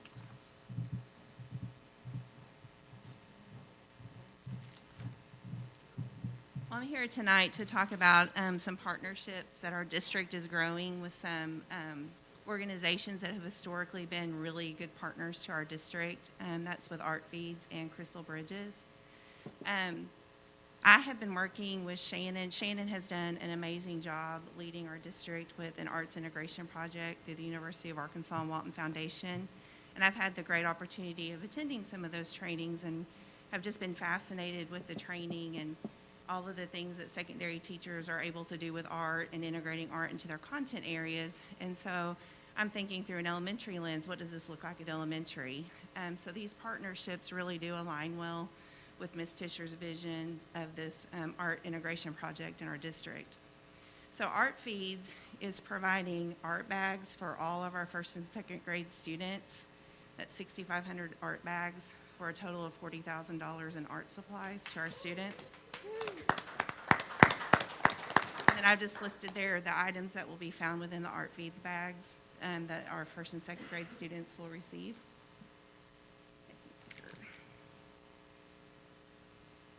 That's not the clicker. Okay. Crystal Bridges is also donating classroom museum kits to every single 3rd through 5th grade student. And I'm going to pass around one example of a museum kit.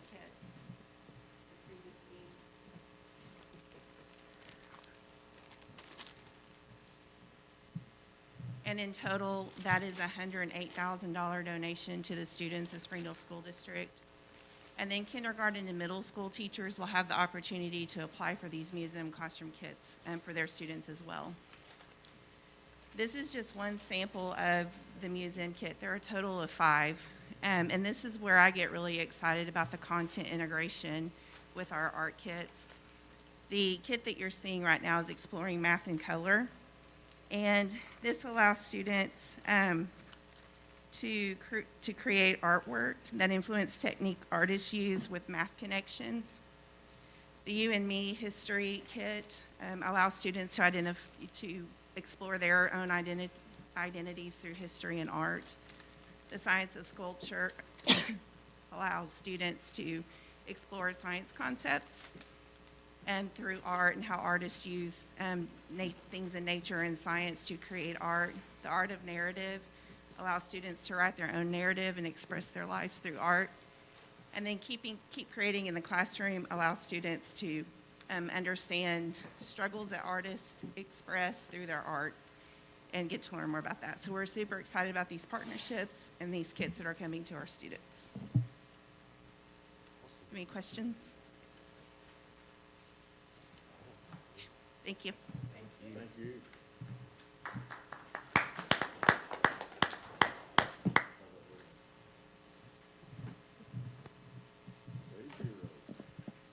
Yes, I wish I had something exciting to report on, like Ms. Fink and fun art kits for elementary kids, but here I am again, talking about our latest COVID update. So in the same fashion that we've reported the past 2 months, these are the numbers from November 9th through December 6th. That was this past Sunday, where we have to cut off at some point to start running the numbers. There were 381 students and staff that were positive. This represents 1.6% of the approximate 22,800 on-campus students and staff. 90 of those positive were staff members. That's 3.1% of staff members. And 291 were students, which is 1.5% of on-campus students. And you'll remember that we use the on-campus numbers because if they're virtual at home and they get COVID, we certainly feel sorry for them, but we don't count them in our numbers because they're not identifying PCCs on our campus. So of those 381 positive students and staff, we identified 1,282 PCCs, that's probable close contacts, that we believe were within 6 feet for 15 or more minutes of those positive cases. And 20 of those 1,282 students and staff ended up testing positive. Now, we talk about this every month. There are limits to this data. Some people don't get tested. We may not have identified all the PCCs, although we do that to the best of our ability. But those are the numbers based on the data that we have. 16 of those 20 were student to student, 2 were student to staff, and 2 were staff to student, from best that we can tell, just by timelines and identification of people.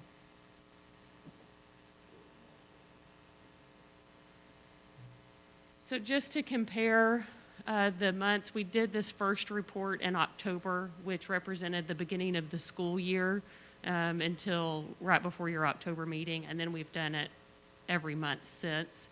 You'll see those numbers and the percentages that they represent, and also the cumulative column that would represent from the beginning of school through December 6th.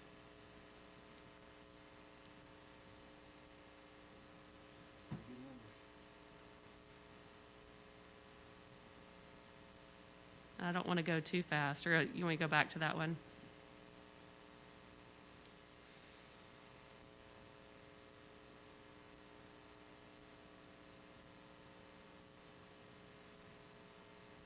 I'm assuming that increase parallels what you're, statewide and all that good stuff.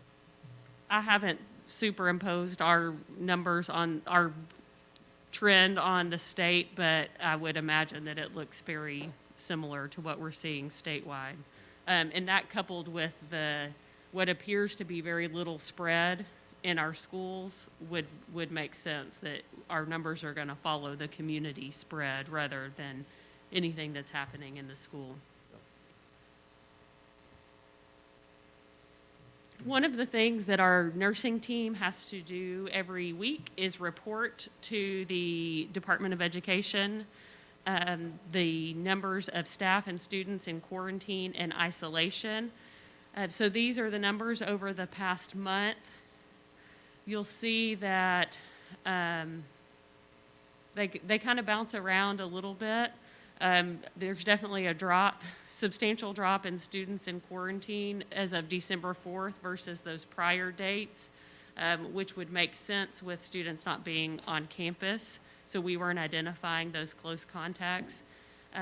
You know, the increase in staff quarantine there, jumping from 31 up to 71. Dr. Cleveland and I talked about this afternoon. We want to dig more into that number, whether it's certified, classified, both, and kind of see what that means. But when you look back at November 13th, it's similar to that number. So maybe the November 27th number was the anomaly rather than the December 4th. But those are the numbers that have been reported to DESE each Friday. They do that just in an effort to monitor what each school is looking like. Last week, you may remember or know that the governor announced new quarantine guidelines. This is the graphic that is being used to convey those new guidelines. Keep in mind that these are only quarantine guidelines for people with no symptoms. So if you are a symptomatic person, then you would still have the 14-day quarantine requirement, or 10 days if you tested positive. You would have the 10-day requirement. That's isolation, though. So if a person is identified as being exposed to COVID-19, they can now quarantine for 10 days instead of 14 if they don't have symptoms, and return to school or work after those 10 days if they haven't had a test. If they've had a test on day 5 or later and the test is negative and they continue to not have symptoms, they can return after 7 days. And so counting those days, you'll see at the bottom, day 0 is the date of the event, and then you start counting from there. So really what we do when we're looking at that is looking at a calendar and saying 0, 1, 2, counting from there to identify when people can come back. When these guidelines came out, we tried to get them out to our staff as quickly as possible so that they could start calling students and staff to come back. Yeah, it was either Thursday or Friday, and so I know we are running very short timelines on being able to get people back. But going forward, this will be the timeline that we will implement for students and staff to come back.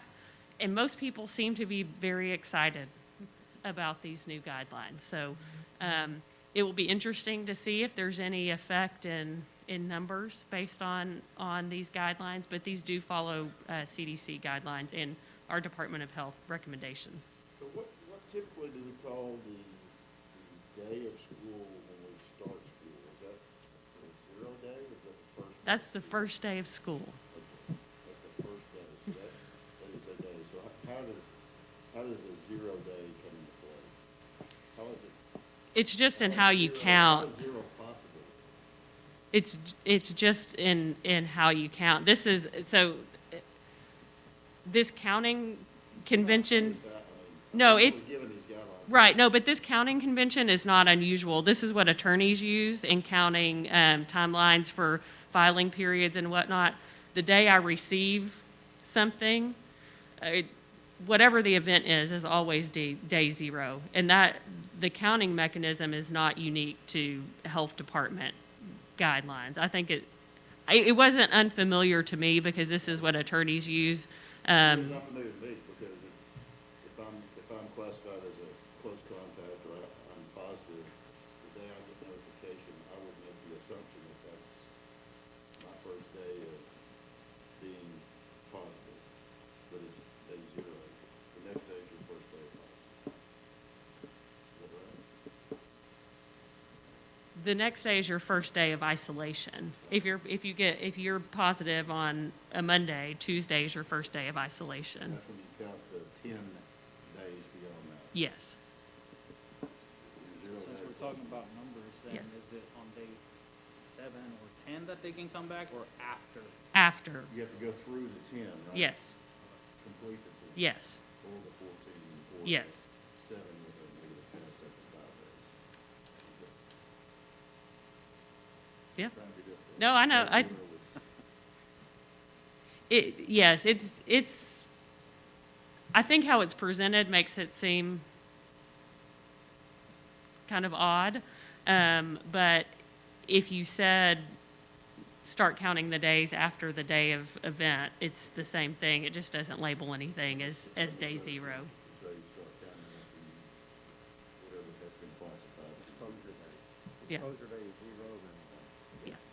In the world of educators, though, it's easy because we used to count that in suspension days. Is today, do we count the day you're suspended, or do we count tomorrow? That's funny. Okay, are there any questions on the data that I've presented over the past couple slides?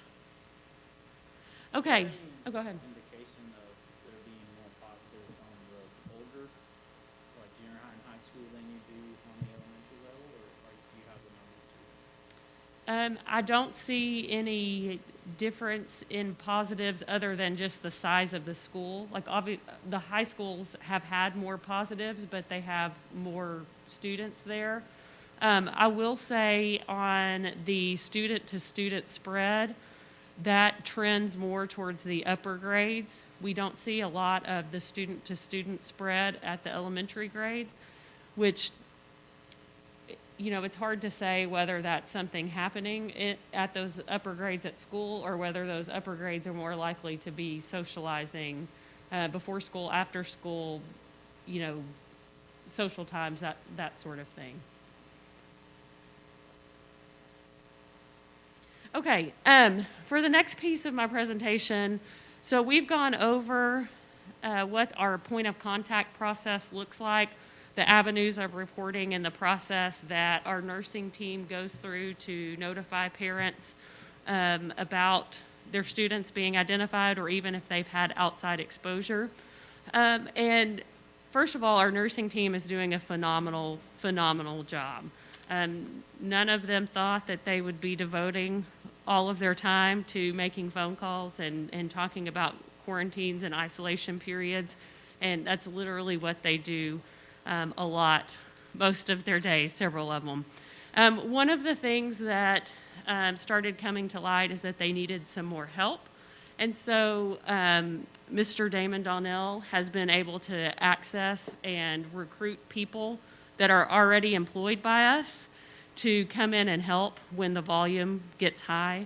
So we've trained several other nurses and several administrative staff to be able to make those phone calls and support the COVID team that's doing that full time. About the middle of last week, we realized that for whatever reason, our team had gotten a little bit behind on making phone calls, and when you're dealing with exposure and needing to let people know that they're exposed or needing to get that information to people about how long they should quarantine or isolate, that sort of thing, the time is of the essence. So we knew that we needed to improve that process and improve it quickly. So if you ever need to improve a process and improve it quickly, the person you should call is Damon Donnell. So I'm going to ask Mr. Donnell to come up and talk about some of the things that he did to work with the COVID team to make their process more efficient. So the more efficient they are, the quicker that their work can be done. Does anybody care if I pull this down? Nope. I went over, it was probably a week ago, and we visited just about the process. I wanted to see what the process looked like and just see kind of what they were doing through the process. And I felt like a call center manager almost, because it was timing the calls, seeing what we were spending time doing on the calls, what information we were giving. We talked about whip-arounds, which were we would call parents and articulate exactly what the exposure date was, the return to school date, all of the food service, what quarantining means, all of those areas. And then we were making sure that parents were writing that down. We were finding that we were spending double the amount of time, because then parents were calling back and saying, now, did you say the 16th or did you say the 20th or what was that date that you were saying? So we were spending a lot of extra time taking phone calls for a second time, which is not a bad thing. We just want parents to get the right information. So we decided to partner with Paul Miller, and we got an additional cell phone to where now we can as we're talking to parents, we have a new process. As we're talking to parents, we can text a letter with all of that information on there. While they're on the phone, we can say, did you get that text? If a parent doesn't have the capability of receiving a text, we can send them an email. So with all of that information, from food service to quarantining to all of those rules that Kendra just went over, those new guidelines. And so it's really helped. We went from the time that we started talking about how to improve the process, we went from a little over about 200-ish calls behind to the next day we were 100 calls behind, to the next day we were about 4 calls behind, and now for the last 2 days we've been caught up completely. Our whole vision and mission, Dr.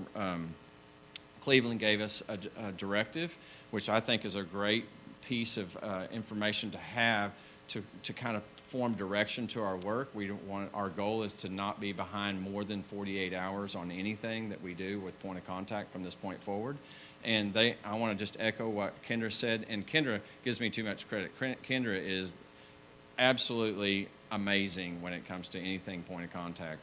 I'll just say this, that our nursing staff and all of those nursing folks who have chipped in to help is just amazing individuals, and I'm just blessed to be a part of the whole organization. Any questions on that? Kiddo? Thank you. We're looking for 5-star customer service. David? Have they updated anything with the band and choir requirements, or is it still as crazy? They have not. They haven't updated anything, and I don't foresee that happening.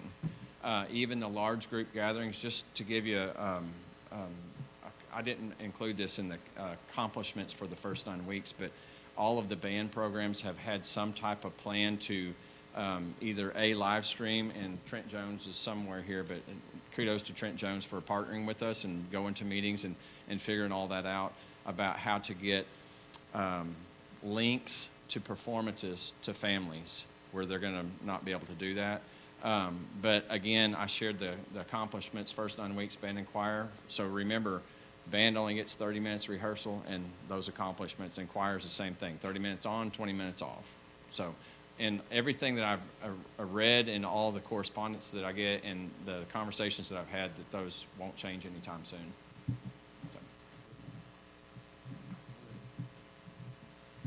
Okay, are there any COVID-related questions?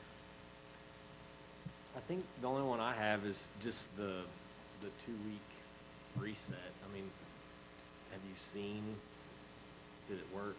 Will it be later on when we know if it benefited, or as far as substitutes go?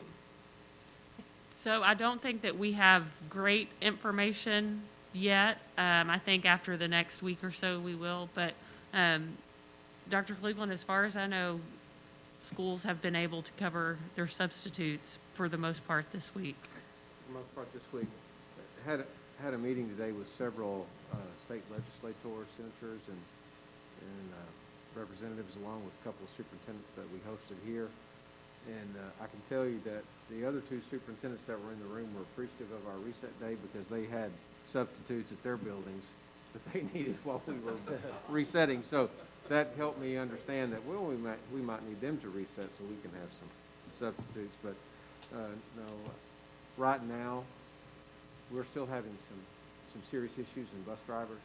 There was a situation where some bus drivers were together for longer than 15 minutes, closer than 6 feet apart, knocked out about 7, but that wasn't here. It was at another location. So we're going to continue to struggle with bus drivers. That's just the way it is. But it appears that right now it certainly provided us the window for that reset to happen, provided no one came into contact or was a close contact during that break. But we can't guarantee that. You know, that's just happening with evidence from some of the 71 that you saw on the screen tonight. But some of those 71 that you saw on the screen tonight potentially came back on Monday or Tuesday. They may have fallen off that list. So, I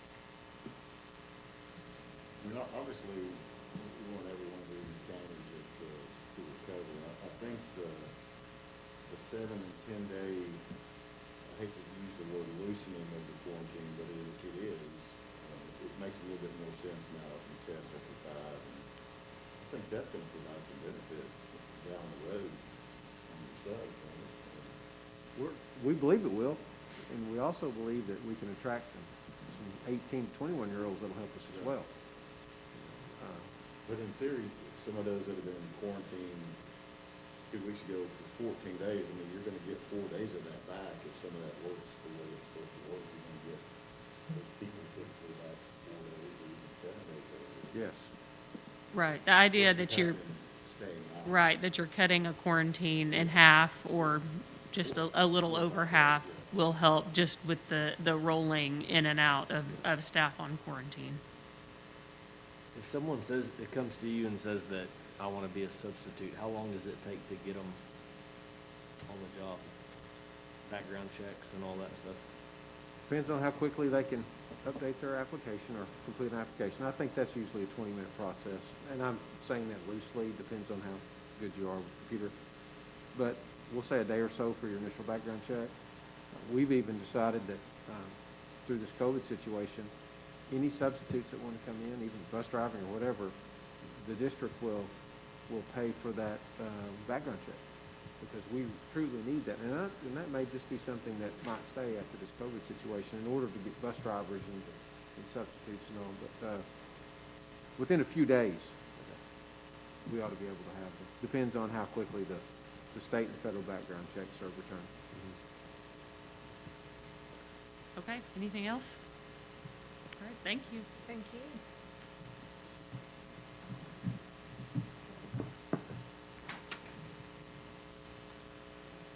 Ms. Tucker isn't here, but it looks like we do have some representatives.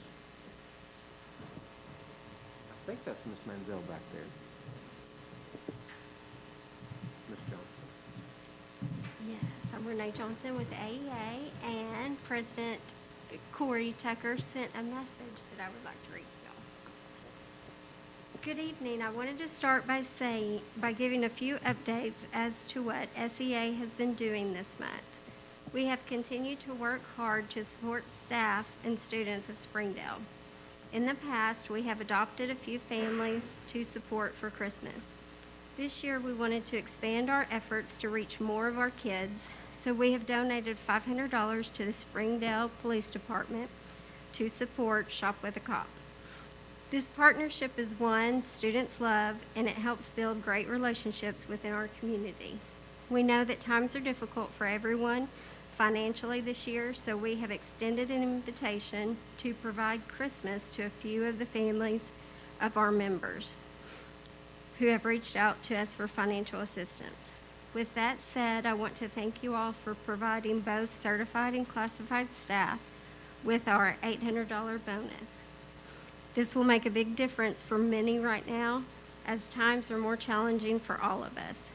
Thank you for showing your support and appreciation for us. Y'all are always great to listen and to work with us. Finally, I want to celebrate our Springdale teachers and thank you all for the opportunity to provide a successful week of remote learning to our students last week. I know it was a difficult decision to make, and we appreciate Dr. Cleveland and his team and the board for making a decision that was best for our students, teachers, and our community. Our teachers prepared for this week all year, and we were well suited with excellent lessons to push out to our students that were engaging and rigorous, thanks to the team of educators who created them. Of course, remote learning is not an ideal situation. We want to be with our kids. However, as educators, we know that we have to do what's best for our students, for the safety of our teachers, and right now for the safety of our community.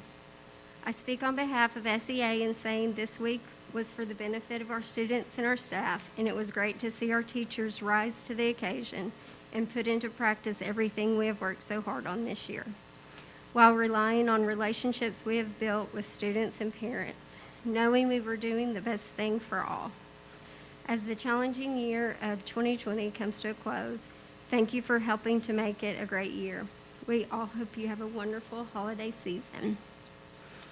We have some goodies for you. So there's a lot in it today to our students who are new up in BPS a lot. So there's that, and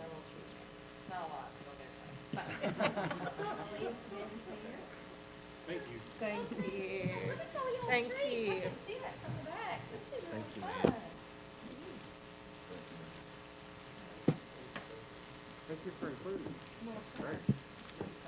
Motion to adjourn. Patron comments? Any patron comments? There's no patrons here. Nope. Hey, they're patrons. No, they're employees. Dr. Cleveland, is there anything else? No, ma'am, thank you so much. for a Well, great then meeting. this meeting is adjourned.